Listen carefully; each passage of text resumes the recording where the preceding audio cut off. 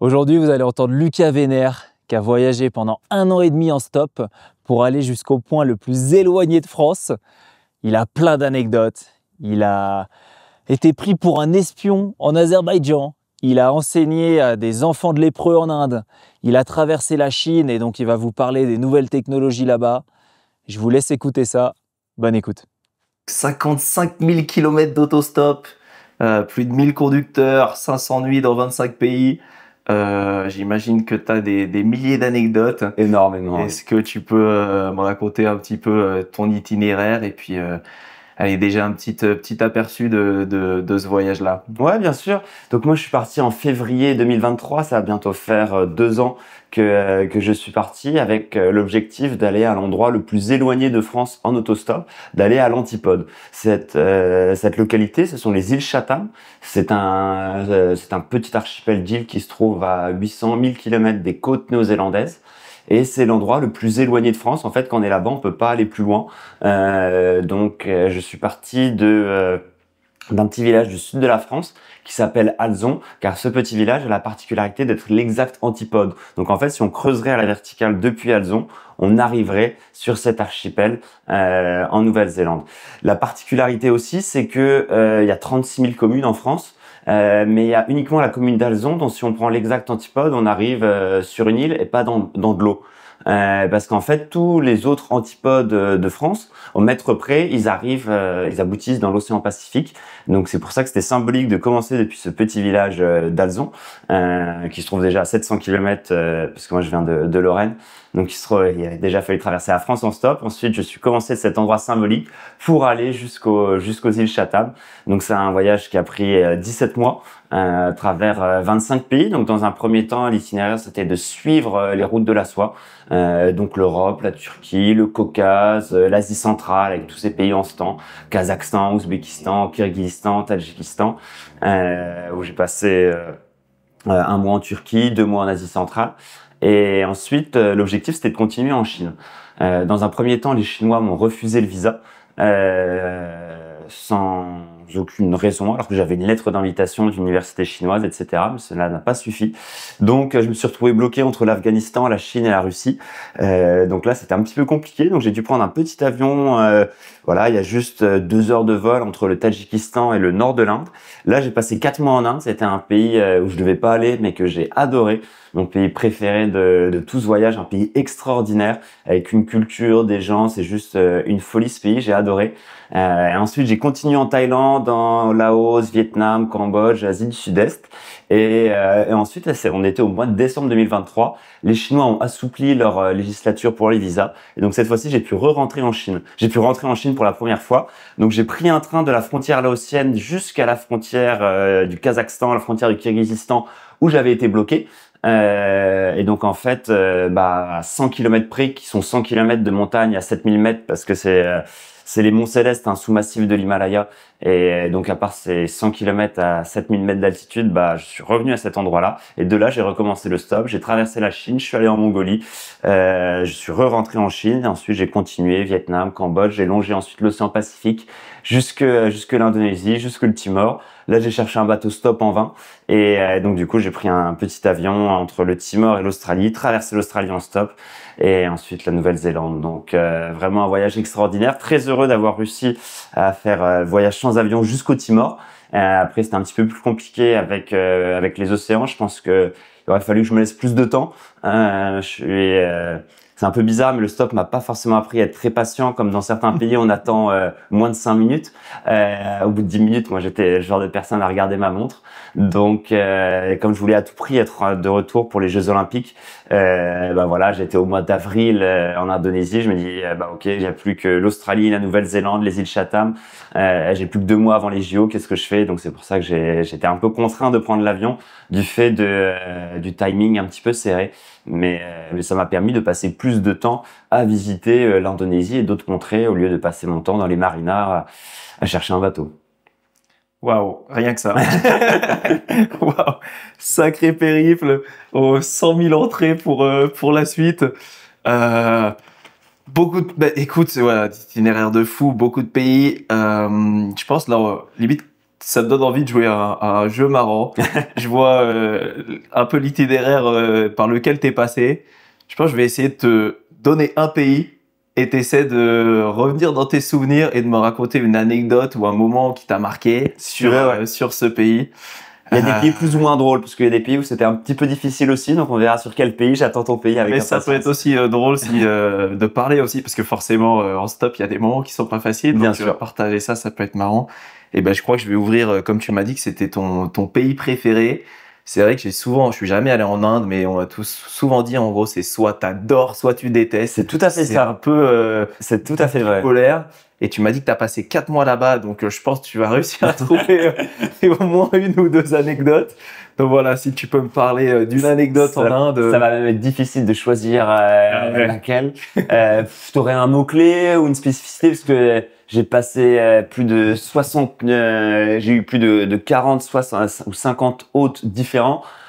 Tellement de rencontres extraordinaires avec des associations, des écoles, des ONG. Donc là, il faudrait que tu me dises un petit mot-clé pour que j'essaye d'égayer ou... Eh ben écoute, parlons école. Parlons école. Alors... Dans quel cadre tu t'es retrouvé déjà dans des écoles? J'ai intervenu dans une quarantaine, cinquantaine d'établissements tout au long du voyage. Parce que moi, j'adore rencontrer la jeunesse. Et je trouvais très intéressant l'opportunité de redonner un petit peu au monde toute la gentillesse qu'il m'offrait.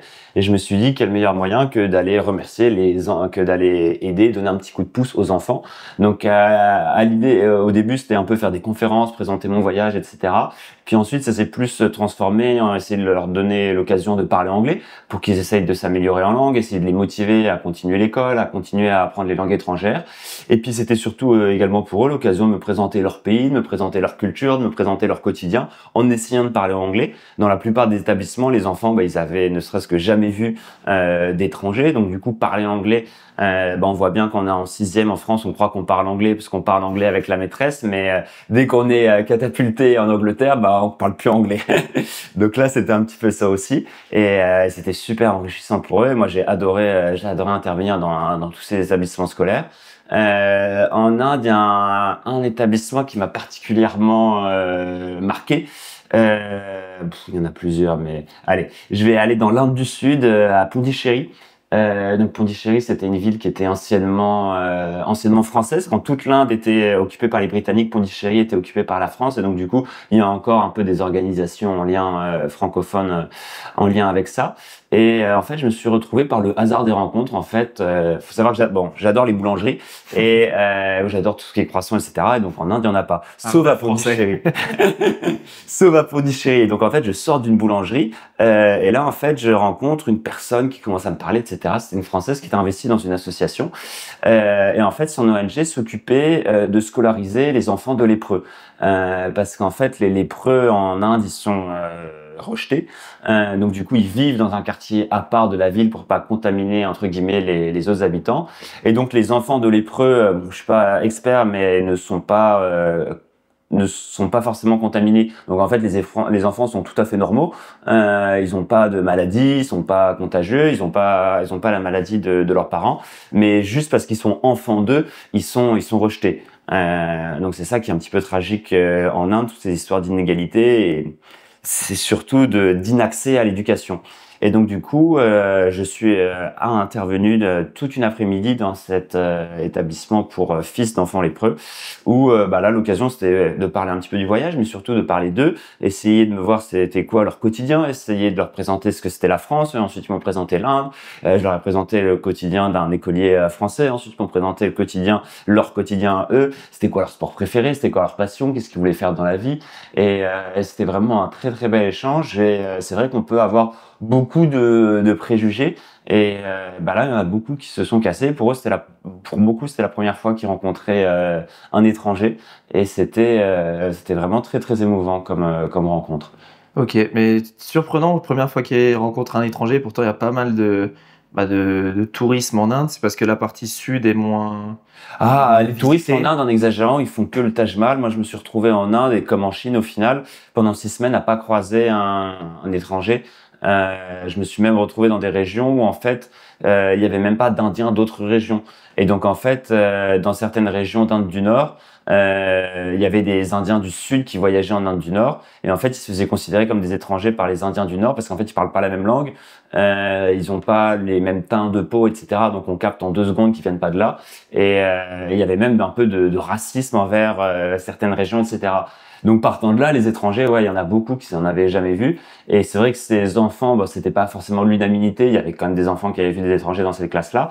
Mais en fait, à un moment, j'ai fait encore une belle anecdote. La marche du sel, en fait, c'est une marche de 330 km qu'a fait Gandhi. Et c'est un petit peu l'équivalent de la prise de la Bastille en France. C'est ce qui a mis le feu aux poudres pour obtenir l'indépendance de l'Inde. C'est ce qui a permis à Gandhi d'être connu, puisque avant, les gens ne connaissaient pas forcément Gandhi. Donc cette marche, elle a eu lieu en 1930.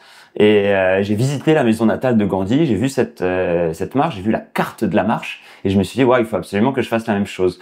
Donc pour le défi, je me suis dit je vais marcher 3 fois plus vite que Gandhi. Donc je l'ai fait en 8 jours au lieu de 24 jours, ce qui faisait une moyenne d'un marathon marché par jour avec le sac à dos, les 40 degrés, l'humidité, la mousson, etc. Donc ça c'était un sacré défi. Et surtout que ça m'a permis de passer dans des petits villages complètement oubliés du tumulte moderne, de la mondialisation interconnectée, etc. Et donc là, il y a eu énormément de villages où les gens me disaient, bah voilà, ça c'est la grand-mère elle a 85 ans et de sa mémoire, aucun étranger n'est entré dans le village, tu es le premier. Donc ça a donné lieu à des scènes surréalistes, des gens très souvent, 95% du temps, extrêmement bienveillants. Une seule fois, je suis rentré dans un village où les gens étaient quasiment pas vêtus et quand ils m'ont vu, ils sont partis en courant. C'est le seul lien que j'ai eu avec eux. Donc moi, pour pas les embêter, j'ai continué. Mais sinon, la plupart du temps, les gens étaient très bienveillants, très gentils. Il y a même quelques villages où j'étais accueilli par. Une fois, j'étais accueilli par le fils du forgeron. Le fils du forgeron, en fait, il avait fait ses études à Manchester. Truc le plus improbable, le mec il parlait mieux anglais que n'importe quel anglais natif et il était super sympa, il m'a montré bah voilà comment faire les couteaux, etc. à la meule et ça c'était juste extraordinaire et plein d'autres anecdotes ont été liées à cette marche, mais c'est vrai que ouais, pour beaucoup bah en fait le monde s'arrête à leur village et aux quelques villages aux alentours et les gens ne sortent pas forcément. Et c'est vrai que il y a rien de touristique à voir et il y a aucun étranger qui passe par là. Donc on pourrait dire qu'il y a officiellement rien à voir parce que c'est sûr dans le guide du retard il y a rien à voir dans ces régions-là. Mais pour moi c'est là où il y a le plus à voir et c'est là où on peut faire les plus belles rencontres humaines. Ah, c'est fou, ça fait rêver hein, de se retrouver au milieu de nulle part comme ça en Inde. Waouh. Et c'est fou. Là, ça vient, je suis en train de regarder un peu sur le post que tu as mis avec ton différents itinéraires. Oui. Et là, je vois la Chine, tu as fait un bout de chemin aussi en Chine. Oui. Et après tout ce temps à galérer pour avoir ton visa, finalement, comment c'était la Chine après tant d'attentes. Et puis, si tu peux me raconter aussi une ou deux anecdotes sur ce pays. La Chine, c'était extrêmement intense parce qu'en fait, même si les mesures s'étaient assouplies, j'étais autorisé à 15 jours sur le territoire chinois. La Chine, à titre de comparaison, c'est 20 fois plus grand que la France. Donc vous imaginez, si vous devez visiter la France, un pays 20 fois plus grand que la France, mais seulement 15 jours, c'est un petit peu compliqué. Surtout qu'en plus, moi, je voulais pas faire un truc traditionnel puisque j'étais au Laos. Bah, tu dois voir la carte. Et je suis revenu à la frontière avec le Kazakhstan. Ensuite, j'ai retraversé jusqu'à Pékin et ensuite, je suis parti en Mongolie. Donc ça, c'était mes 15 premiers jours. Et ensuite, donc là, j'ai parcouru 5000 km en train et 5000 km en stop en 15 jours, donc là c'était assez intense. Et et ensuite pour mes 15 autres jours, là c'était beaucoup plus tranquille puisque je n'ai fait que entre 3 et 4000 km de la Mongolie au Vietnam. Et ouais, donc moi c'était un rêve, c'était un pays vraiment où j'avais que je fascinais, et puis le fait que je puisse pas y aller, ça a encore décuplé en plus mon envie d'y accéder. C'est un pays qui est extrêmement riche culturellement, d'un point de vue culturel, d'un point de vue spirituel, d'un point de vue architecture, d'un point de vue de l'histoire et puis surtout d'un point de vue de la géopolitique et de la technologie, car c'est vrai que la Chine c'est un pays, bon après il faut voir les experts, mais qui, on le sait, va jouer un rôle extrêmement prépondérant pendant le 21e siècle, qui va peut-être même voler la vedette aux États-Unis, on ne sait pas encore, mais en tout cas c'est un pays avec qui il faudra faire avec, ce qui n'a quasiment jamais été le cas, parce que c'est vrai que en 1900, 1800, la Chine, c'était un peu, ils étaient reclus sur eux-mêmes, ils étaient moins développés technologiquement, tout du moins à cette époque-là.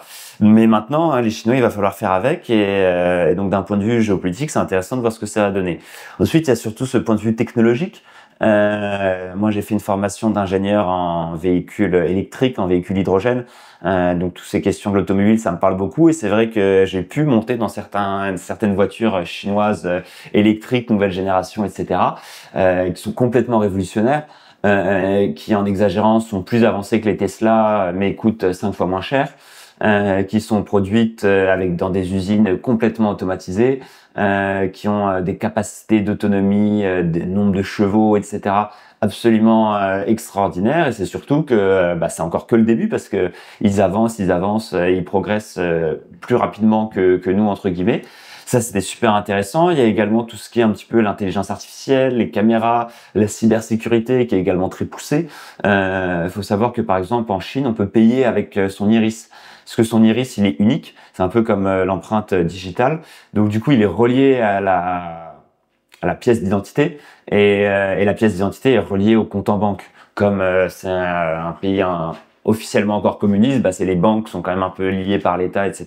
Donc, si on a la pièce d'identité, on a le compte en banque. Et donc, en fait, on peut payer par son iris.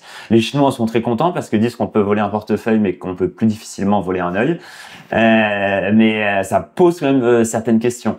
Et donc, il y a des centres commerciaux dans des villes inconnues en Chine qui sont plus futuristes que ce que j'aurais pu voir à Paris ou à Londres.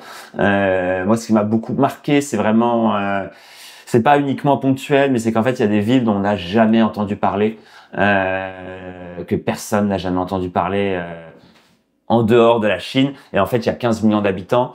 Il y a 10 ans, il n'y avait pas une ligne de métro. Aujourd'hui, il y en a plus qu'à Paris. Toutes les lignes de métro sont automatisées. C'est complètement... c'est nickel partout, etc. Il y a des forêts de gratte-ciel. Et ça m'a vraiment marqué. Je me dis, ouais, la Chine, c'est vraiment... on pourrait s'imaginer la Chine on s'imagine encore beaucoup de personnes en France, la Chine. Ah oui, c'est un pays émergent. C'est un pays qui il va avoir un rôle important. C'est un pays qu'il faudra compter avec. Mais en fait, c'est déjà le cas. Et sinon, on veut pas rester sur la touche. Il faut en être conscient. Et un même titre de comparaison, l'Inde, on prend le chemin. Peut-être qu'on pourrait dire que l'Inde a entre 15 et 20 ans de retard de développement par rapport à la Chine pour tout ce qui est infrastructure, pour les lignes de chemin de fer, pour les lignes de métro, pour les autoroutes, pour les gratte-ciel, etc. Mais dans 20 ans, ça sera le cas en Inde. L'Inde est maintenant le pays le plus peuplé. C'est le pays à la plus forte croissance économique, qui a une croissance économique de 9% sur les 10 dernières années. C'est juste extraordinaire. Et ça augmente. Avant, ils étaient à 8, 9, 10. Et donc, en plus, ils sont encore dans la partie exponentielle de leur développement, contrairement à la Chine où ça se tasse un petit peu. Mais donc, ouais, c'est extrêmement passionnant pour tous ces aspects-là. Ensuite, quelques anecdotes, parce que c'est vrai qu'il y en a pas mal. Moi, celle que j'aime bien raconter, c'est que j'ai passé 5 jours pour traverser tout le désert de Gobi avec un routier, avec lequel on a fait 2600 km. De milieu du Xinjiang. Donc le Xinjiang, c'est la région des Ouïghours, jusqu'à 300 km au sud de Pékin. Et en fait, pendant 5 jours, j'ai vécu son quotidien. Lui, il roulait 16 heures par jour. Il s'arrêtait toutes les 4 heures, entre 10 et 15 minutes. S'il s'arrêtait plus de 15 minutes, il était plus payé. Donc c'est pour ça qu'il était vraiment chronométré. Et ouais, il faisait un -20, parce qu'on était en plein hiver. Faut savoir que j'étais le jour à Pékin où ils ont battu leur record de froid. Donc ça caillait un petit peu. Et ouais, donc tout le désert de Gobi était enneigé. C'était absolument magnifique. Et c'était génial comme expérience de pouvoir vivre ça avec lui. Même si on parlait pas la même langue, avec les logiciels de traduction instantanée, maintenant on peut quand même avoir des petites discussions, pas des discussions philosophiques, mais on peut quand même discuter. Donc moi je lui ai présenté la variété française, lui m'a parlé de son fils, de sa femme, de ce qu'il faisait, de ses rêves quand il était enfant, etc. Donc c'était également une très belle rencontre humaine. Et je trouve que c'est ça qui fait la force de l'autostop, c'est qu'on peut rencontrer tout type de personnes. Et donc moi j'ai rencontré ce routier, et 10 jours après, lorsque j'étais en Chine, j'ai été pris en stop par une multimillionnaire chinoise. Donc là, c'était vraiment le grand écart. Mais comme quoi, les deux peuvent s'arrêter. On peut très bien avoir un routier et ensuite une multimillionnaire. qui m'a voilà montré son monde, du luxe, des investissements high-tech, des casinos clandestins, etc. Et elle, en fait, était devenue multimillionnaire en jouant au poker. C'était une joueuse de poker. Et en fait, à chaque fois qu'elle gagnait un tournoi, elle gagnait des tournois à plusieurs millions d'euros. Elle achetait un hôtel ou un restaurant. Donc maintenant, elle avait des dizaines et des dizaines d'hôtels et de restaurants. C'était sa manière à elle d'investir. Mais ouais, c'est fou ce grand écart. Ce grand écart, ça résume bien la Chine, mais ça résume bien aussi l'autostop qui nous permet de rencontrer tout type d'individus. Effectivement, là, tu passes d'un type de vie à un autre. Tu dois avoir des extraits et puis des histoires de vie, comme tu dis, grand écart, quoi. C'est ça, ouais. À l'opposé. Et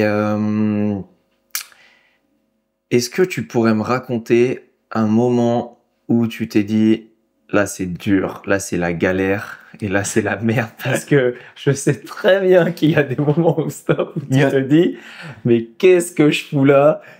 Il y en a eu plusieurs. Honnêtement, il y a eu avec du recul, il y a trois gros moments. Il y en aurait peut-être 4 ou 5 si en élargissant, mais ouais, il y a quand même trois gros moments. Je vais te les faire dans l'ordre. Le premier, c'était en Azerbaïdjan. J'étais pris pour un espion de l'Élysée, selon les mots du général qui m'interrogeait, un espion d'Emmanuel Macron.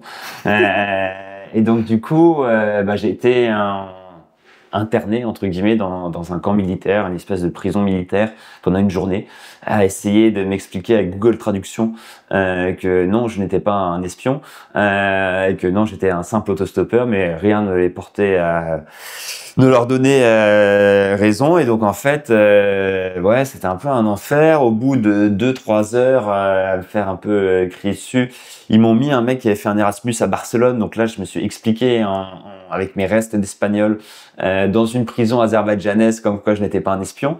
Donc ça c'était un petit peu compliqué. Après, ensuite, ils ont rendu compte que j'étais en fait un simple voyageur, puis en fait, ils avaient rien à faire, donc je les occupais. Mais en fait, ils avaient entamé une démarche, pas administrative, mais un processus qui faisait qu'en fait, leur pouvoir n'était plus entre leurs mains et qu'il fallait l'aval d'un supérieur, d'un grand chef, etc. Et donc, en fait, il y a un général qui a dû venir, qui a tranché sur mon sort et ensuite qui m'a pris en stop et qui pour me ramener dans la ville où il habitait, parce que je l'ai également par là. Donc voilà, c'était un petit peu compliqué. Aussi paradoxalement que ça puisse paraître, je n'ai jamais eu très peur parce que j'ai toujours su que j'étais dans mon bon droit. Mon passeport était en règle, je m'étais fait tamponner, et c'est vrai que s'il y a une ou deux personnes qui se mettaient quand même très menaçantes, j'ai quand même été menacé avec des kalachnikovs, etc. Il y avait quand même des personnes qui étaient de mon côté et qui me disaient mais non, t'as rien à te reprocher, c'est juste une question d'heure, t'en fais pas, tu vas t'en sortir. Là ça allait. Ensuite il y a eu une autre fois c'était une intensité un petit peu plus faible, mais pendant la marche du sel, en fait, je me suis perdu. Ça, c'était une première fois, je me suis perdu. Et en fait, je me suis retrouvé au milieu d'une rizière. J'avais de l'eau j'étais dans la boue jusqu'à mi-cuisse. Là, j'ouvre mon téléphone. En fait, il y avait aucun village à moins de 5 km. J'avais déjà marché 45 km le jour-là. Le crépuscule, le soleil allait se coucher dans une demi-heure. Je me dis, waouh, qu'est-ce que je fais là? Et donc là, c'était très compliqué d'essayer de continuer. Mais voilà, j'ai réussi à trouver les ressources nécessaires. Et une troisième fois où là, c'était très compliqué, c'est en fait quand j'ai pris le train pour arriver à cette frontière entre le Kazakhstan et la Chine, côté chinois. Et en fait, je sors de la ville. Moi, avant, j'étais au Laos où il faisait 30 degrés.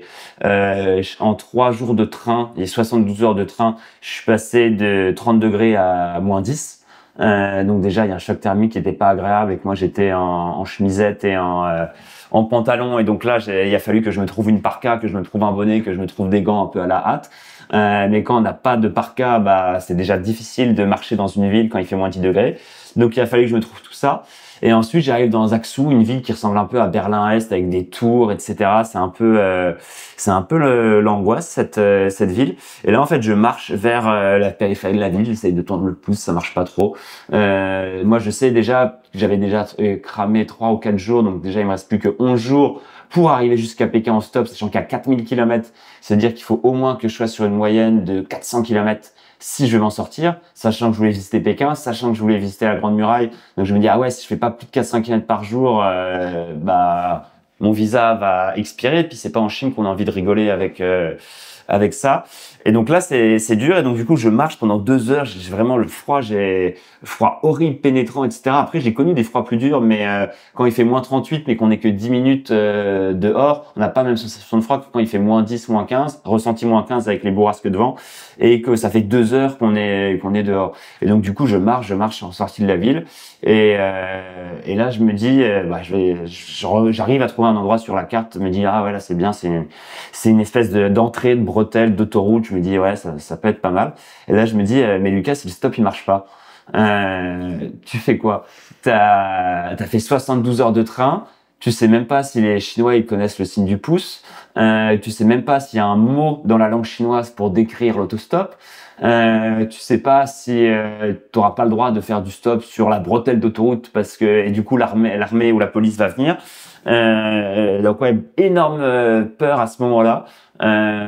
Et ce qui était paradoxal comparé aux autres fois, c'est que là, c'était vraiment moi qui m'étais mis dedans, quoi. Parce qu'entre guillemets, la marche du sel, bon, bah, je fais mon itinéraire, je l'ai perdu parce que voilà, je l'ai perdu. L'Azerbaïdjan, bah, voilà, c'était un petit proco avec les forces de l'ordre. Mais là, c'est moi qui fais 72 heures de train. Je me dis, putain, mais c'est peut-être une grosse connerie.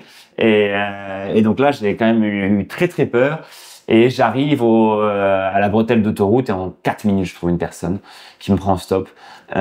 Énorme coup de chance, la personne, elle me fait 1 heure de route, elle arrive à un péage et là, elle m'emmène à la police. Donc là, je me dis, putain, c'est coup dur. Et en fait, la police me dit, OK, monsieur Vénère, on va vous aider, etc. Donc là, le policier en chef du péage, il appelle tous les guichetiers, il dit, bah voilà, ce gars-là, il va dans telle ville à 1000 km.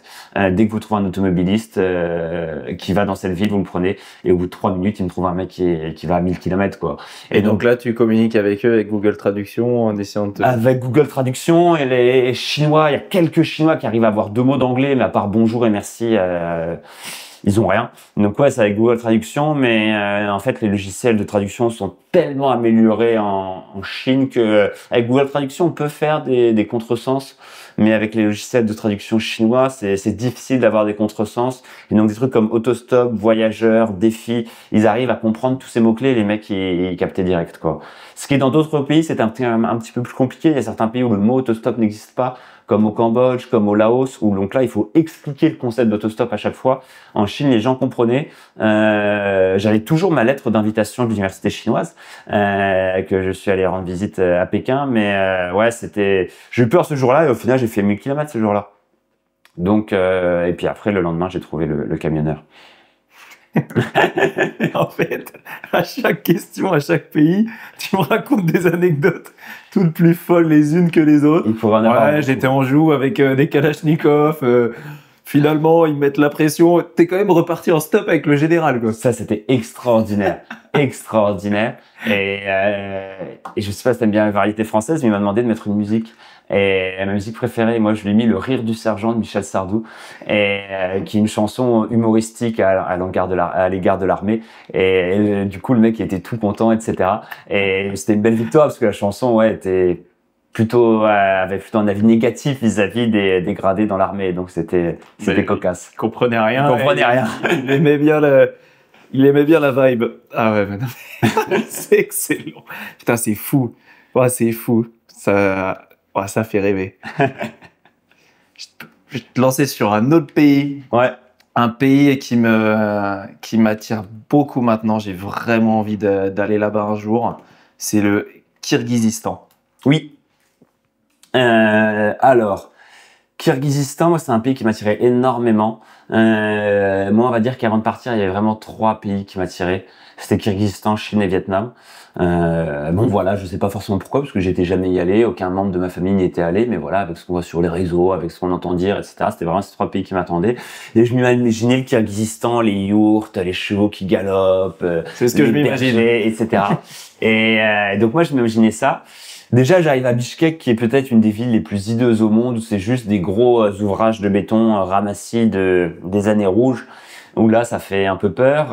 Maintenant, ils sont plus communistes, donc du coup, ils sont capitalistes, mais le capitalisme n'a pas été encadré. Il faut savoir qu'en France, le capitalisme est quand même un minimum encadré dans le sens où on peut pas faire une pub pour un dentiste sur les Champs-Élysées. On n'a pas le droit de mettre une grosse bouche comme ça parce qu'il y a quand même des lois, etc. Donc non, au Kyrgyzstan, vous êtes sur la place principale et il y a des images de quelqu'un qui se fait soigner une carie. Ou alors, il y a des images d'un mec qui a un accident, qui est en train de mourir et qui dit « Oh non, j'aurais dû prendre une assurance ou ce genre de choses. Donc déjà, vous avez des panneaux publicitaires partout. C'est limite si vous n'avez pas le musée national qui est recouvert avec des images, avec des publicités Coca-Cola. Donc ça, c'est déjà un gros coup dur en termes de dépaysement et de ce qu'on s'imaginait. Ensuite, si on pousse plus dans les campagnes, il y a quand même des très très beaux paysages, mais en creusant, en fait, il n'y a plus de yurts ou de nomades. En fait, les quelques yurts qui existent, c'est uniquement pour les touristes de la capitale ou étrangers qui veulent s'évader, mais ça, il y en a quasiment plus. J'en ai croisé à une seule région, mais c'est une région qui est très reculée, où il y en a encore quelques-uns qui vivent dans les alpages. Mais il faut savoir que à la chute de l'Union soviétique, je crois qu'il y avait encore 50% de nomades dans le pays. Aujourd'hui, on est à 0,5%. Donc sur un pays de 6 millions d'habitants, on parle de milliers, de dizaines de milliers d'individus à la rigueur, mais c'est très très marginal. Et ça, moi, j'en étais pas du tout conscient. Et donc c'est pour ça que la douche était un peu froide et que les gens qui étaient pas nomades, qui sont plus nomades parce que maintenant ils vivent dans les villes, etc. Il y a quand même un petit peu de la misère, etc. Donc chaque fois qu'ils voient un étranger, ils veulent lui extirper son argent. C'est plus compliqué. Alors qu'à titre de comparaison, des pays comme le Kazakhstan, où là je m'attendais à rien et au final ça a été juste une explosion de joie, de sensations. Et c'est vrai qu'au Kazakhstan, on pourrait se rendre compte, et c'est vrai que ça reflète assez bien mon expérience entre guillemets quand j'ai vécu. Par exemple, le Kazakhstan, sur 3 semaines, j'ai été hébergé plus de la moitié du temps chez l'habitant. Kirghizistan, j'ai passé 3 semaines et j'ai dû loger 2 ou 3 fois chez l'habitant, pas beaucoup plus quoi. Et c'est vrai que ça reflète assez bien cela. Juste à côté, par exemple, il y a le Tadjikistan. Le Tadjikistan, j'ai passé 6 jours. Il y a eu 3 ou 4 nuits chez l'habitant spontané, quoi. Le mec qui me prend en stop, il me dit tiens, je te ramène chez toi. Le lendemain, je repars de chez lui. Après qu'il m'ait donné 2 kilos d'apricots secs, je retombe sur un mec qui dit waouh, c'est incroyable. Allez, viens, je te ramène chez moi. Où là, il y a vraiment une hospitalité extrême. Au Kyrgyzstan, c'était un petit peu plus froid. Donc le pays est quand même joli. Il y a quand même des très très beaux marchés, des très très beaux bazars. Mais il y a des beaux paysages. Mais j'étais un petit peu déçu entre guillemets. Des fois après je me suis dit est-ce que c'est parce que j'ai trop d'attentes aussi, parce que le Kazakhstan, le Tadjikistan, j'avais pas d'attente et donc du coup le peu de positif qu'il y avait, j'étais content. Et là en exagérant, Kyrgyzstan, je faisais uniquement comparer à ce à quoi je m'attendais, essayer de chercher des yurts, essayer de chercher des nomades. Et le gars il me disait non, en fait moi j'ai un Toyota Hilux, c'est mes grands-parents qui vivaient dans des yurts. Moi je suis ouvrier dans une usine qui fabrique des trucs super sophistiqués machin. Et je me dis ah ouais, c'est pas ce à quoi je m'attendais quoi. Ok, ok, c'est bien, j'apprends des choses, ça me donne des infos aussi pour mes futurs voyages. Peut-être qu'il faut, le côté, je me l'imagine encore plus que le Kyrgyzstan, mais t'es passé aussi, je crois, par la Mongolie. Oui. Là-bas, il y a peut-être plus encore des gens qui vivent de manière nomade avec des chevaux, ou même là-bas, est-ce que finalement... Non, la Mongolie déjà est beaucoup plus riche, je ne saurais pas dire pourquoi, que le Kyrgyzstan. La Mongolie est vraiment un pays riche parce qu'il y a beaucoup de mines, il y a beaucoup d'élevage, il y a beaucoup... Puis il y a que 3 millions d'habitants pour un pays qui fait 4 fois la France, donc forcément les richesses retombent un peu plus. Mais j'en ai pas vu beaucoup. Moi, je suis allé dans la pays qui est la région qui était vraiment le désert de Gobi, donc comme c'est un désert, il y a rien. Entre la Chine et Oulan-Bator. Peut-être qu'il y en aurait plus à l'ouest, mais je crois que c'est également un peu en marge. Ouais. Faut savoir qu'en Mongolie, il y a 3 millions d'habitants. Il y a déjà quasiment 2 millions qui habitent à la capitale, où quasiment tout se passe. Et le reste, il y a pas grand-chose. Et c'est vrai que quand moi j'y étais, il faisait moins 38 quand il fait, mais même en temps normal, s'il fait moins 30 ou moins 40 l'hiver, vivre sous sa yourte, c'est un peu compliqué, quoi. Donc je crois qu'il existe quasiment plus trop de nomades au 36, mais maintenant les gens ils vivent dans le dur l'hiver et l'été ils utilisent les yurts pour les alpages et ça il y en a un peu plus. Mais l'hiver, il y en a quasiment pas. Moi, j'en ai vu quelques-unes et en fait, il y avait des cadenas. J'ai soulevé la truc. En fait, il y avait un écran plat dans la yourte et en fait, c'était une yourte qui faisait chambre d'hôte en fait. pour les touristes de passage. Donc ouais, j'ai été, quand je suis arrivé en Mongolie, j'ai passé 8 jours en Mongolie. J'avais déjà eu l'expérience du Kyrgyzstan, mais en Mongolie, c'est tellement plus riche, plus fou. Moi, j'ai vraiment quand même adoré la Mongolie. Ça reste quand même un des pays préférés. Ulaanbaatar, on entend beaucoup de choses horribles sur cette ville. Moi, j'ai trouvé qu'il y avait peut-être les plus beaux musées que j'ai fait en Asie, qui avait vraiment une bonne touche de créativité, mais qui était bien organisé, qui était bien fait. Musée, par exemple, sur Gengis Khan et les Mongols, qui est extraordinaire. Il y a quand même de l'architecture qui vaut un peu le détour. Les gens sont extrêmement gentils. Puis il y a moi j'y étais, il faisait -30, -20. Il y a une atmosphère, il y a de la neige, il y a des tas de neige partout. Les mecs qui me prennent en stop, un mec sur deux qui me prend en stop, qui me propose de la vodka, etc. C'est quand même une certaine atmosphère et comme les gens sont également un petit peu plus riches en exagérant, ils sont pas, tu fais 10 km avec eux ou tu leur poses une question, ils veulent de l'argent, etc. Comme ça pourrait peut-être être le cas au Kyrgyzstan. Ou même si je comprends que les gens soient dans le besoin, à chaque fois c'était une transaction monétaire, ça biaise un petit peu le rapport humain. Et en Mongolie, les gens sont quand même sont pas assez près, ce qui fait que les gens sont comme un peu comme au Kazakhstan. Ils disent putain mais moi j'ai des chevaux, allez viens on va les regarder, viens on va regarder mes chevaux. Ou le gars il me dit ah ouais mais tiens il y a ci qui est intéressant, viens on va là. Ou tiens on a une bouteille de vodka, tu sais pas quoi faire, allez on se l'ouvre, etc. Ou le gars qui dit ah ouais t'as pas faim, bah viens on se fait un resto, etc. Et ouais il y a eu beaucoup de humainement c'était très très fort comme pays. Et puis ouais moi je l'ai trouvé un petit peu comme des surhommes parce que c'est vrai que moi, je venais entre guillemets du Laos, du Vietnam, de l'Inde, où les gens ils étaient un peu tout petits, tout chétifs, etc. Moi, j'arrive en Mongolie, les femmes elles mesurent 1m90, il fait -10, elles ont pas de gants, pas de bonnet, elles sont juste en chemise avec une vieille veste. Quand toi, il y aurait 15 degrés en France, tu te pèlerais avec. Les enfants, c'est pareil, ils sont déjà tous. Et en fait, ouais, c'était vraiment un peuple. Je pense que les conditions climatiques ont rendu à ce que ce soit un peuple un peu d'élite d'un point de vue vis-à-vis des éléments naturels. Et c'est vrai que tous les gens sont ultra impressionnants, quoi. Et ça, mais en même temps, c'est normal parce qu'il fait 40 degrés l'été et -40 l'hiver.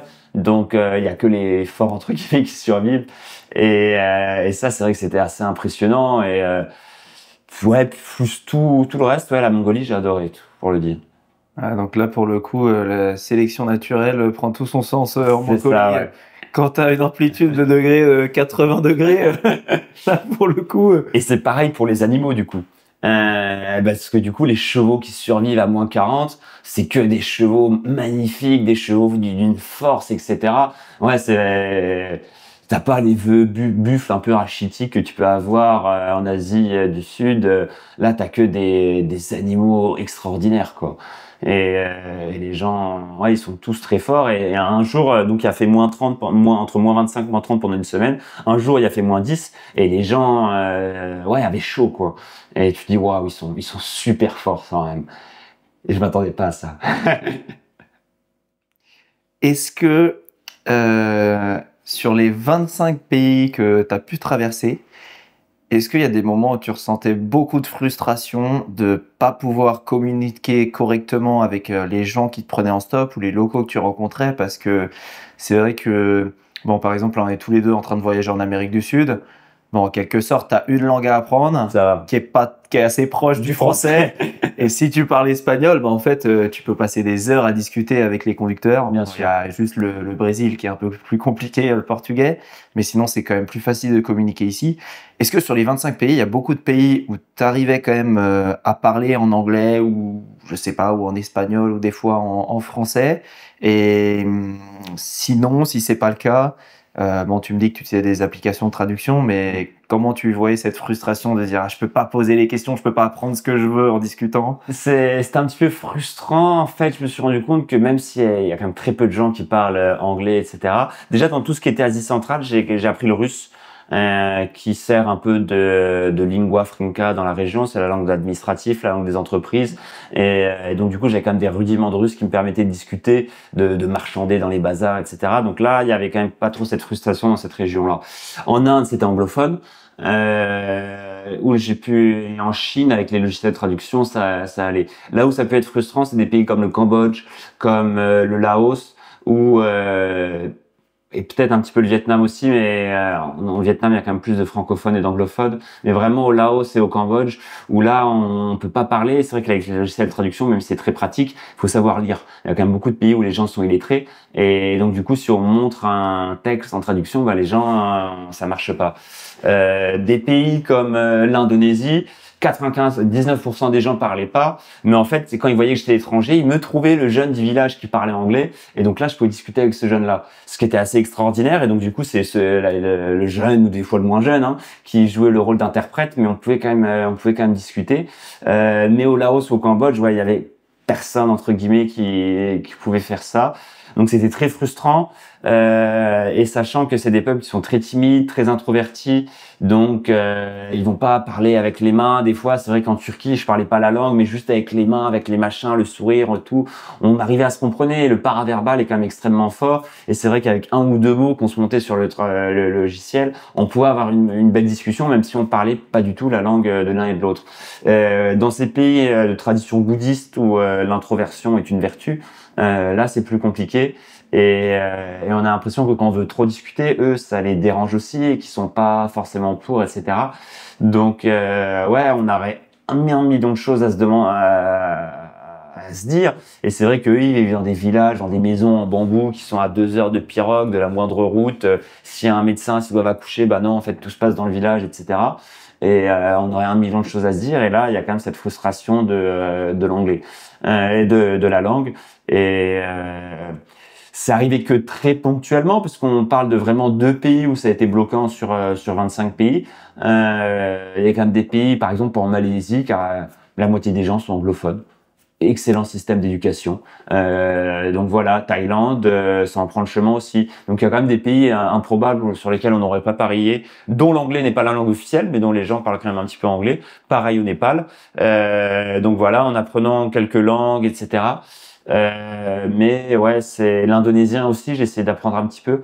Mais voilà, c'est vraiment l'Asie du Sud-Est, voilà, où il y a eu quelques blocages par moment. Mais sinon ça allait. Et je n'ai pas ressenti cette frustration que je m'attendais à vivre, mais je n'ai que très peu ressenti au final, paradoxalement. Comment t'as appris le russe? Alors moi, j'ai fait un stage de fin d'études en République tchèque, juste avant de partir. Et donc là, j'avais appris le tchèque, qui est en fait, comme si tu apprenais l'espagnol et que tu voulais parler portugais en exagérant, c'est 2 langues qui sont extrêmement proches, mais tellement proches que par exemple les fruits et légumes, les membres de la famille, les noms, c'est les mêmes mots textuels. Donc c'est un alphabet différent, mais une petite gymnastique un peu différente, mais sinon tous ces mots-là, entre guillemets, c'est les mêmes. Donc du coup, ce qui fait que quand je suis arrivé dans ces pays russophones, j'avais déjà un minimum de niveau. Je sais pas, j'avais peut-être le A11 ou A1, mais et puis ensuite, en discutant, en lisant, machin, j'ai pu m'améliorer. J'ai quand même passé 2 mois et demi dans l'ancienne Union soviétique, et donc j'ai quand même où j'ai pu parler, pratiquer un peu plus, mais voilà, donc j'avais cette chance d'avoir fait ce petit stage en République tchèque, mais ça m'a sauvé un petit peu la mise, parce que voilà, ne serait-ce que se faire comprendre, briser la glace, et puis ensuite, j'avais quand même des discussions avec des anglophones, discussions avec Google Traduction dans ces pays-là, mais ça me permettait de discuter 5-10 minutes, un quart d'heure avec le gars, et avec les gens, et ainsi de briser la glace, de me faire comprendre, de pas avoir de malentendus, pour pas sortir, parce que si on sort le logiciel directement, ça peut surprendre des gens, et après, ça fait que l'échange n'est plus naturel. Donc, en pouvant discuter et briser la glace comme ça faisait déjà le taf, ouais. Ça, c'était bien. Un autre pays qui m'attire beaucoup, on va voir si tu le détruis aussi. Si c'est le Népal, là, c'est compliqué. La Géorgie. Ah, Géorgie. Il y a énormément de gens qui en disent du bien. Alors moi, c'est vrai que le pays, c'est un petit peu bizarre, parce que c'est vrai que j'ai bien aimé. C'est pas un pays qui m'a retourné, qui était très intéressant d'un point de vue historique, d'un point de vue culturel, d'un point de vue gastronomie, mais j'ai trouvé, entre guillemets, que c'était un peu trop similaire à l'Europe. Sur beaucoup d'aspects, en fait, on se croirait en Bulgarie ou en Roumanie. C'est très très proche d'un point de vue des paysages, d'un point de vue de l'orthodoxie, d'un point de vue de l'influence de la Russie, d'un point de vue de plein de choses. Et ce qui est vrai que pendant un mois, j'étais en Turquie où là, on est quand même dépaysé, on est réveillé à 5 heures du matin tous les jours par le muezzin, où il y a quand même l'homme, la femme, machin, l'enfant, chacun a quand même une place bien définie. Où là, en Géorgie, il y a quand même, c'est quand même très différent, c'est quand même bien plus similaire à chez nous. Il y a le drapeau de l'Union européenne alors qu'ils en font pas partie mais qui flotte quasiment partout. La plupart des gens parlent anglais et donc c'est vrai que le pays est très bien en soi, mais j'ai pas eu cet aspect dépaysement, etc. Et puis ensuite, moi, il fallait que je réfléchisse à la suite du parcours. Je savais pas encore si je passais par où, etc. Donc ouais, le pays est bien, mais j'y ai passé que moins d'une semaine. Il y avait des très belles choses à voir, mais peut-être pas le pays qui m'a le plus marqué. Un pays un peu neutre entre guillemets. Une anecdote sur le troisième pays dont on n'a pas parlé qui te tentait beaucoup avant le voyage. Une anecdote sur la Thaïlande. Non, si t'as dit Thaïlande ou Vietnam? Sur le Vietnam. Vietnam, que dire de ce pays? C'est un pays qui est à la fois extraordinaire et terrible à la fois. Première anecdote, c'est allez, je vais te raconter ma première heure au Vietnam. Je pense que ça résume bien ce qui s'est passé. Moi, j'arrivais depuis le Laos et j'allais en direction de Dien Bien Phu, qui est juste à la frontière avec le Laos. Donc, je sais pas si tu connais la bataille. Donc, c'est c'est la bataille la plus meurtrière depuis la fin de la Seconde Guerre mondiale, où c'était les Français qui combattaient contre les forces communistes vietnamiennes. Cette bataille-là, il y a eu 70 000 morts côté vietnamien, 3 000 morts français au champ d'honneur et ensuite 7 000 dans les camps de prisonniers qui étaient quasiment des camps de concentration, etc. Donc c'est vraiment une bataille qui est très très marquée, qui s'est passée en 54, en 1954, c'est une bataille vraiment, on n'en parle pas beaucoup dans les manuels d'histoire, etc. Mais c'est vraiment une bataille qui est extrêmement importante. Donc en fait, je passe la frontière, je tends le pouce et là je suis pris par un prof d'histoire. Et donc du coup, le prof d'histoire qui parlait français, impeccable, francophone parfait, puisque en fait, comme c'était une colonie française, bah le français était langue officielle, et donc ce qui fait qu'aujourd'hui, le français leur est encore beaucoup enseigné. Donc du coup, le mec pendant une heure me raconte la bataille, etc., l'héroïsme des soldats vietnamiens, comme quoi les Français c'était les méchants, etc. Donc il me raconte tout ça. J'arrive, il me dépose, j'essaie de retirer de l'argent, etc. Puis ensuite, je vais essayer de me prendre une noix de coco. La noix de coco, voilà, je montre le prix sur la calculatrice avec la personne. Elle est pas d'accord, on discute, on marchande, etc. Et ensuite, on se met d'accord sur un prix. Ça devait être 1 euro la noix de coco. Voilà, dans certains pays, c'est quand même bien moins cher. En Inde, c'est 20 centimes, mais bon, au Vietnam, donc c'était un peu plus cher. Et donc du coup, je lui tends. Donc j'avais pas le billet exact. Donc bien sûr, c'était des dons, c'est une autre monnaie, etc. Mais en exagérant, je lui donne 2 euros. Et là, la personne ne me rend pas la monnaie. Je dis bah attends, tu m'avais dit ce prix-là, etc. Et là, la personne me fait un bras d'honneur. Donc je me dis qu'est-ce que c'est que ces pays. Moi, c'était la première fois que je voulais acheter un truc. Je dis ça, mais on essaye de me prendre pour un truc. Donc là, moi, je commence à m'énerver. Et c'est vrai que moi, si des fois je peux paraître calme, etc., je suis très impulsif. Et je peux vite partir au quart de tour. Et donc là, je commence à meuter les gens, à leur dire mais regardez, qu'est-ce qui se passe, etc. La personne, elle voit ça, elle prend ses noix de coco, elle se barre, puisque du coup, il y avait un attroupement qui se fait. Je me dis waouh, mais qu'est-ce que c'est que ça, machin. Et donc du coup, au final, je l'ai chopé par le bras et j'ai repris mon billet. Je me suis fait de la monnaie dans sa caisse. Et comme elle mesurait 1,55 m, bah elle a trop rien dit. Mais c'est un peu triste, un peu honteux de cette histoire. Mais ouais, ça m'a vraiment retourné. Et ça m'est arrivé ensuite plusieurs fois au Vietnam. Et c'est vrai que j'ai vu beaucoup de pays où les gens sont filous, où les gens marchandent, où les gens essayent de t'arnaquer. Mais à un moment, quand tu mets d'accord sur un prix, les gens, t'es d'accord sur un prix, tu te serres la main, ils te serrent le thé, en exagérant, tout le monde est content. Là, au Vietnam, c'est la première fois que j'ai vu des gens où tu te mets d'accord sur un prix. Et voyant que tu te mets d'accord sur un prix, ils se disent ah non, j'aurais pu avoir plus. Et donc du coup, ils réaugmentent et que les gens essayent pas de rendre la monnaie, etc. Et donc j'ai trouvé que le rapport avec les Vietnamiens était un petit peu difficile à nouer. Il y a vraiment des merveilles à découvrir. Il y a encore des ethnies qui vivent encore d'un point de vue très authentique, que ce soit pour les vêtements, pour l'alimentation, pour le style de leur maison, pour leur langue. Il y a des merveilles comme la baie d'Along, comme les rizières en terrasse, etc. Il y a vraiment des merveilles, mais c'est vrai que le rapport avec les Vietnamiens est peut-être pas l'un des meilleurs, et donc du coup, si on n'a pas envie de s'embrouiller avec chaque mec et de limite pas en venir au point, mais voilà, et ben du coup, il faut accepter consciemment qu'on se fera rouler, que quand on aura négocié un prix, il va rebouger de 10, 20 ou 50% au moment où on va faire la transaction. Donc ça a un peu parasité entre guillemets mon expérience au Vietnam. Il y a des choses magnifiques au Vietnam, mais c'est vrai que pour les Vietnamiens, et en stop ça allait quand même si les gens ne voulaient pas forcément annuler d'échanges. Il y a quand même des pays où les gens sont plus bavards que d'autres. Ouais, le Vietnam c'était un petit peu particulier, mais de ce point de vue-là. Est-ce que y a un pays que tu as traversé et dont on n'a pas parlé, que tu ne connaissais quasiment pas ou dont tu n'attendais rien et qui au contraire t'a fasciné ou t'a vraiment marqué? Tu as parlé du Kazakhstan. Oui. Est-ce que t'en aurais un autre? Kazakhstan, il y aurait l'Indonésie. L'Indonésie, j'ai passé 2 mois, c'était un des pays extrêmement coup de cœur. Extraordinaire d'un point de vue culturel, d'un point de vue religieux, car c'est le pays où il y a le plus de musulmans au monde, mais également énormément de chrétiens, il y a également énormément de bouddhistes, il y a également des hindouistes, il y a des protestants, il y a beaucoup de juifs aussi, paradoxalement, qui se sont retrouvés là par le hasard de l'histoire et du commerce. Donc c'est vraiment un pays très très multiculturel, où il y a des gens d'énormément d'ethnies, énormément de confessions religieuses, énormément de langues. C'est le pays où il y a le plus de langues qui sont parlées. Faut savoir qu'il y a des centaines ou des milliers de langues qui sont parlées dans ce pays, ce qui est extraordinaire d'un point de vue de la richesse culturelle. Et c'est vrai que je m'attendais pas à grand chose en Indonésie. Puis au fur et à mesure de mon voyage, moi je me suis dit c'est le chemin en fait pour aller en Nouvelle-Zélande, pour aller aux îles Chatham, donc je vais passer par là. Mais sinon voilà. Et au final, il y a de plus en plus de gens qui ont dit ah ouais c'est bien.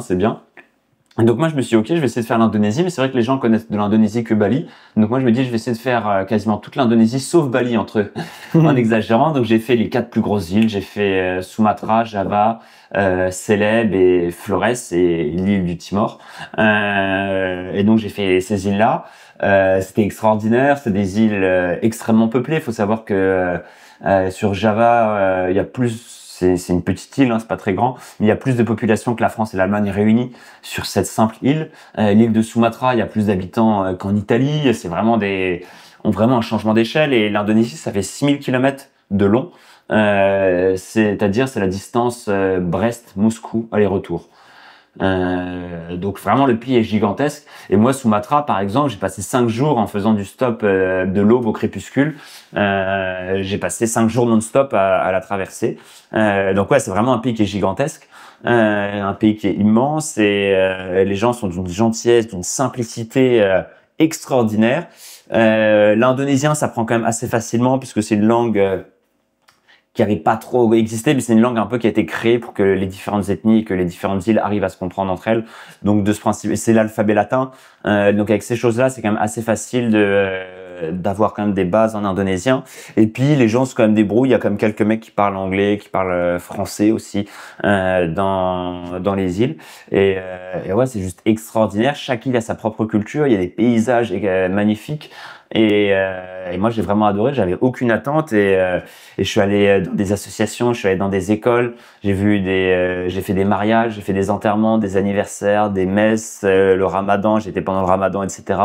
Des ruptures de jeûne, énormément de choses très personnelles de la vie des gens, mais qui me présentaient, qui me partageaient avec grand plaisir. J'ai passé 58 nuits, il y en a que 5 où j'ai payé des hôtels.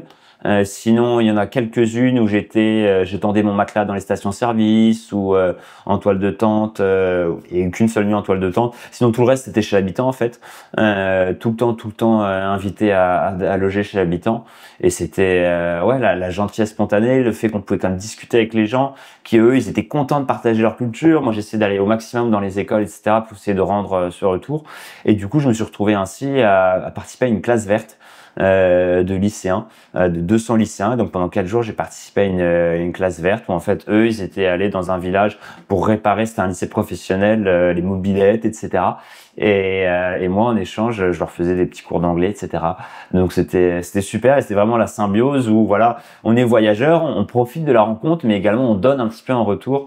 Et j'ai vraiment bien aimé cela. En plus, c'est un village magnifique. Il y avait des arbres à café, des arbres à cacao qui poussaient naturellement. Donc en fait, chaque maison faisait son chocolat chaud et faisait son café de manière artisanale. Donc c'était juste délicieux. Moi, j'ai logé pendant 4 jours dans le presbytère.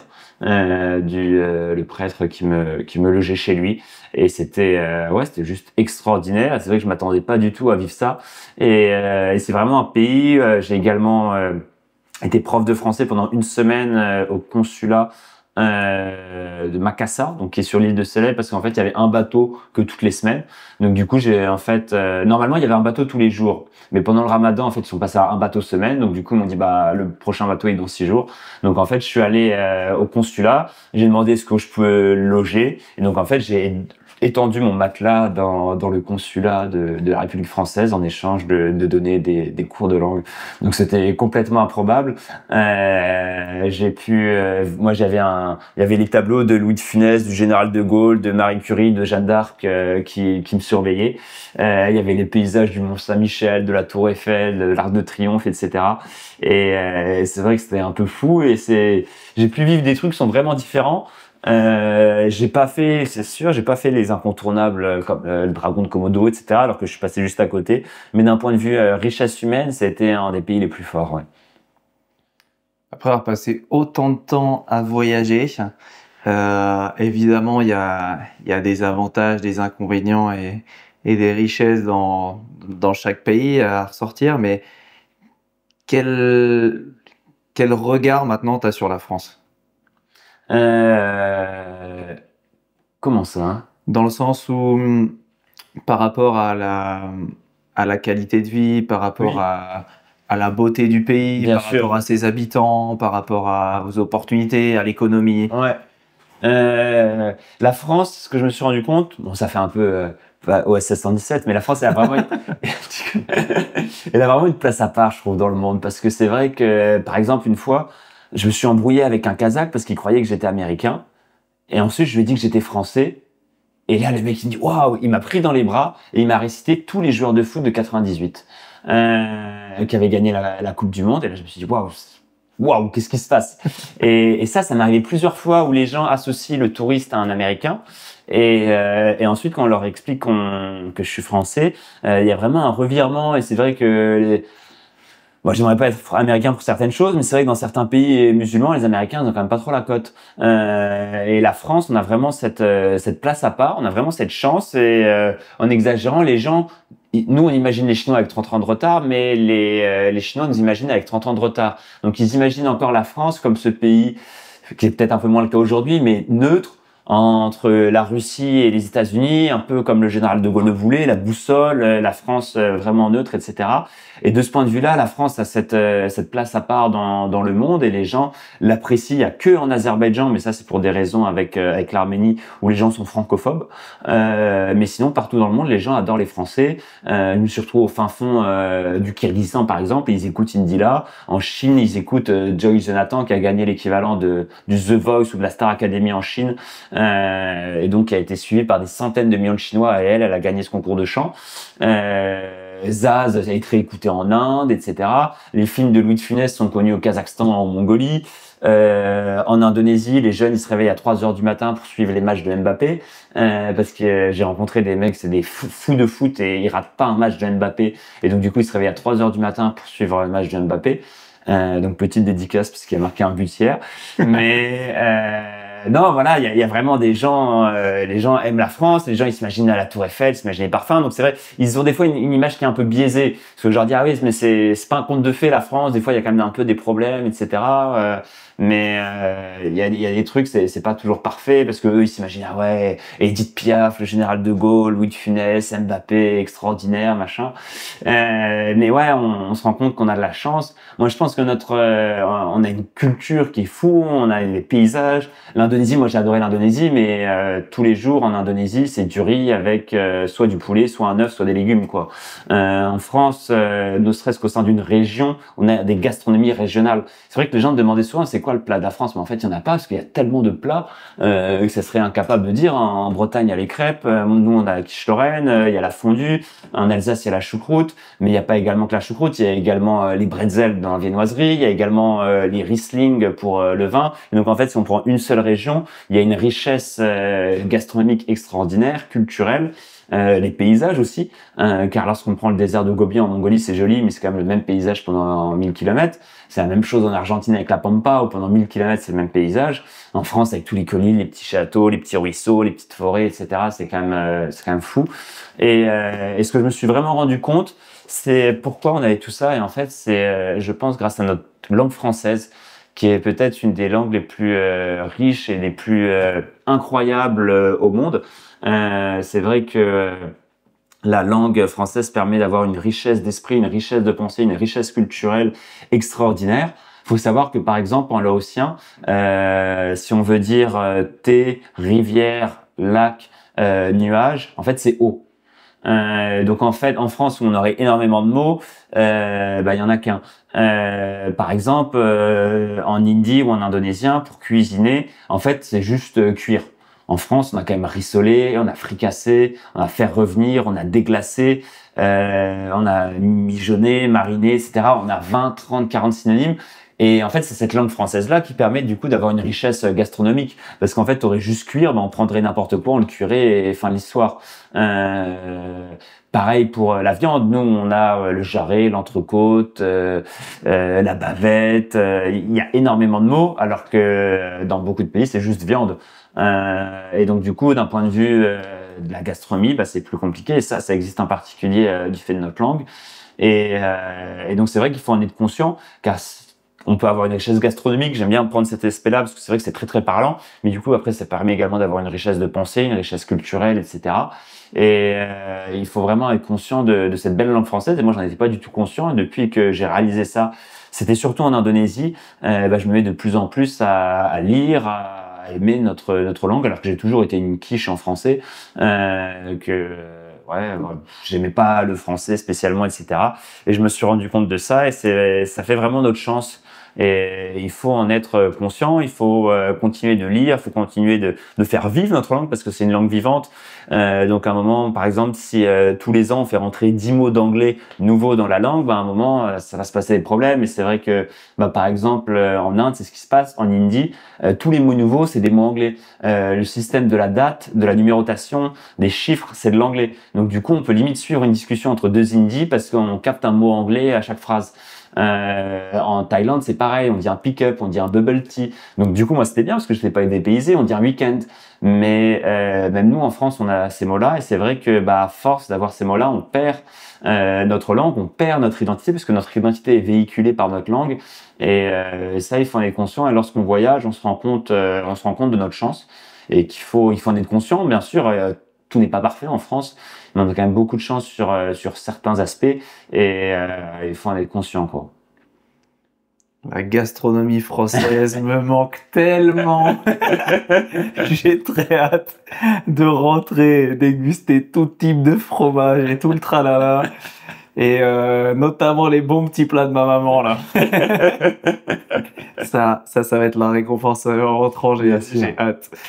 Malheureusement, je pourrais continuer à t'écouter avec attentivement pendant encore des heures, mais comme j'ai réservé un petit appartement là, à Rio Grande, à 2 heures d'Ushuaia pour pouvoir enregistrer, malheureusement, le check-out est dans 10 minutes.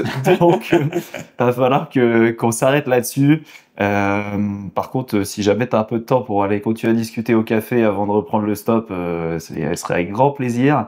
Et avant de finir, est-ce que tu peux me dire 2 mots là sur ton voyage actuel, parce qu'on a parlé de ton voyage d'avant vers l'Asie, mais en ce moment, qu'est-ce que... Et donc ce voyage est différent parce que je le fais avec ma copine. Donc on est parti de France à toute fin du mois de novembre en bateau, de Marseille jusqu'à Rio. On est arrivé au Brésil mi-décembre. Ensuite, on a continué l'autostop, Rio, Sao Paulo, les chutes d'Iguazu. On a traversé toute l'Argentine et on est arrivé à Ushuaia la semaine dernière. Et après 8 jours à Ushuaia, cette fois-ci, on remonte et on va remonter vers El Calafate, où tu étais, le Perito Moreno, le Chili, puis ensuite Bolivie, Pérou. Donc, on verra. On verra ce que ça va nous donner. Donc là, c'est quand même pas la même état d'esprit. Mais voilà, c'est quand même en autostop, et c'est vrai qu'on fait quand même beaucoup de belles rencontres, comme la personne d'hier qui nous a invités chez elle. Eh ben écoute, on fait un peu là le même trajet, mais à l'inverse. Donc si tu as besoin d'infos sur les pays un peu plus au nord, Pérou, Bolivie, Chili, Argentine, Colombie, hésite pas à m'envoyer un petit message. Et puis, bah écoute, si ça te va, peut-être qu'on se retrouvera dans un an ou je ne sais Bien en sûr, avec France, grand plaisir. pour discuter Ou dans un autre pays. ou dans un autre pays au hasard, non pas en Patagonie, près de l'Antarctique, mais peut-être je ne sais En où, Bolivie, au en Pérou. Alaska, je ne sais quoi, à des milliers de kilomètres. En tout cas, bah, c'était réel plaisir. C'était plaisir c'était partagé. génial. C'est Longtemps, ça improbable date. qu'on se soit retrouvé ici au même moment et que j'ai pu descendre de mon camion moi hier soir en me disant non, je vais pas où je croyais aujourd'hui. Je te remercie beaucoup. Ah non, mais c'est tout le plaisir est pour moi. Et puis, bah, on va se quitter là-dessus. Heureux qu'on ait pu enregistrer cet épisode. Et puis, check out dans 10 minutes. Ouais. Je vais me dépêcher. Allez, ciao. Ciao, merci pour tout. Merci d'avoir écouté cet épisode jusqu'au bout. J'espère qu'il t'aura plu, que tu auras soit appris quelque chose ou que soit il t'aura fait rêver. C'est le tout début de ce projet de podcast, donc je suis très friand de vos retours pour savoir ce que je pourrais améliorer. N'hésitez pas à écrire un petit commentaire ou alors m'envoyer un message sur mon compte Instagram Kylian en Stop. La qualité des vidéos, pour ceux qui regardent sur YouTube, sera bien meilleure sur les prochains épisodes. Je vous dis à très vite. Des gros bisous. Ciao.